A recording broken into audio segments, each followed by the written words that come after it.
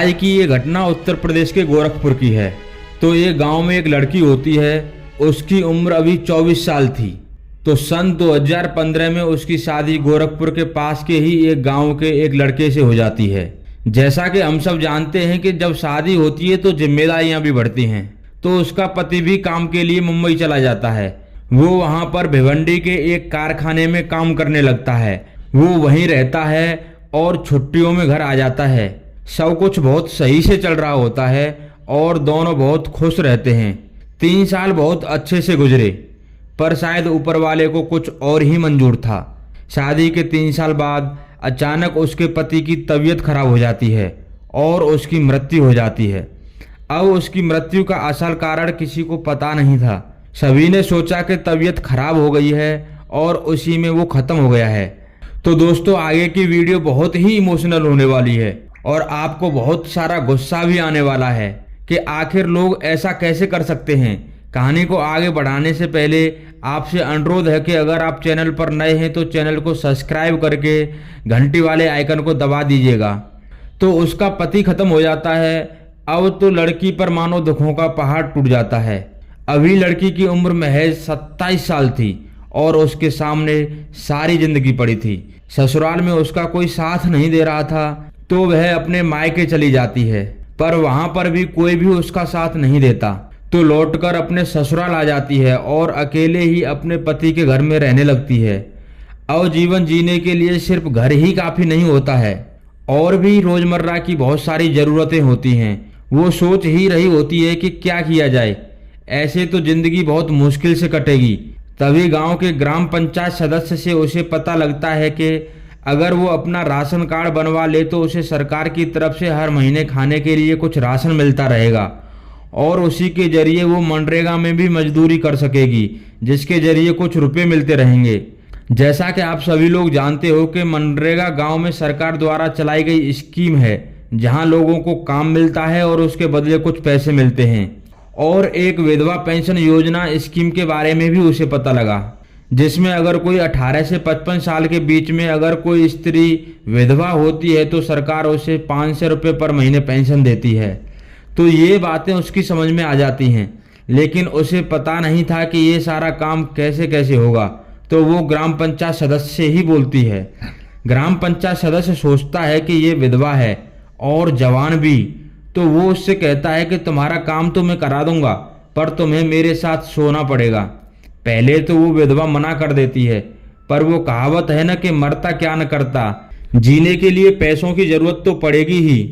अब मजबूरी में वो तैयार हो जाती है। अब ग्राम पंचायत सदस्य उसके साथ उसके जिस्म का सौदा करता है।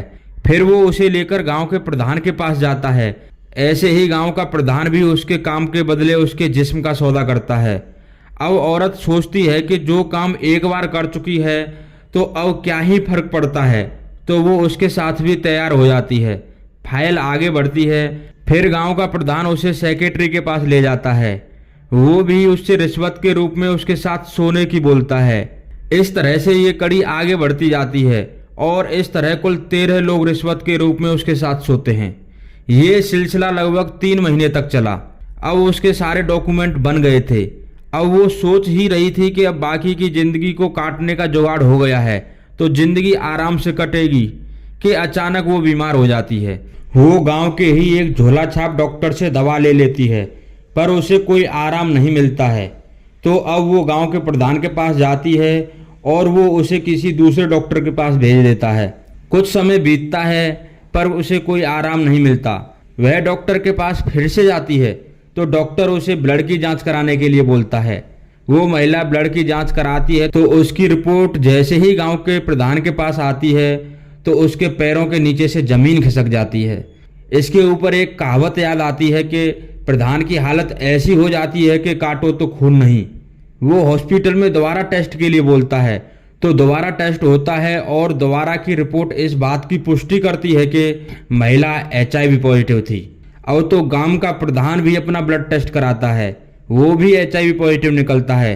अब ये बात ग्राम पंचायत सदस्य, सेक्रेटरी और बाबुओं के पास भी पहुंचती है, जो उसके साथ सोए थे। वो भी उसी हॉस्पिटल में अपना ब्लड टेस्ट कराते हैं, तो वो सभी भी HIV पॉजिटिव निकलते हैं। और 13 के 13 लोग जो कि काम के बदले उस महिला के साथ सोए थे सभी HIV पॉजिटिव निकलते हैं। इनमें से सोचने वाली बात यह है कि इनमें से 13 के 13 लोग शादीशुदा थे और कुछ लोग तो नई उम्र के ही थे। और सोचिए कि ये अपनी बीवियों के साथ भी सोए होंगे, तो उन बेचारियों का क्या कसूर था इन सब में। खैर, उनकी टेस्टिंग की क्या रिपोर्ट आई होगी अभी मालूम नहीं है। और जैसे ही ये रिपोर्ट हॉस्पिटल से बाहर आती है कि इतने सारे लोग एक साथ एक ही जगह के HIV पॉजिटिव निकलते हैं तो बात वायरल हो जाती है। और तो सरकारी अफसर इसकी जांच करते हैं तो पता लगता है कि शायद इस महिला के पति की मृत्यु HIV की वजह से हुई थी, पर टेस्ट न हो पाने की वजह से पता नहीं चला। उसके पति से उस महिला को हुआ होगा और फिर इन सभी को जो कि इसके साथ सोए थे उन 13 के 13 लोगों को सजा मिलती है। किसी ने क्या खूब कहा है कि जो जैसा करता है उसे वैसा ही फल मिलता है, तो इस घटना में भी हमें यही देखने को मिलता है। इस वीडियो में बस इतना ही। तो दोस्तों, आपको यह वीडियो कैसी लगी कमेंट बॉक्स में अपनी राय जरूर बताना। इस वीडियो के माध्यम से हमारा उद्देश्य किसी की भावनाओं को ठेस पहुंचाना नहीं है, बल्कि आपको सचेत करना है, आपको जागरूक करना है। तो आपसे फिर मिलते हैं नेक्स्ट वीडियो में। जब तक के लिए नमस्कार, जय हिंद, जय भारत।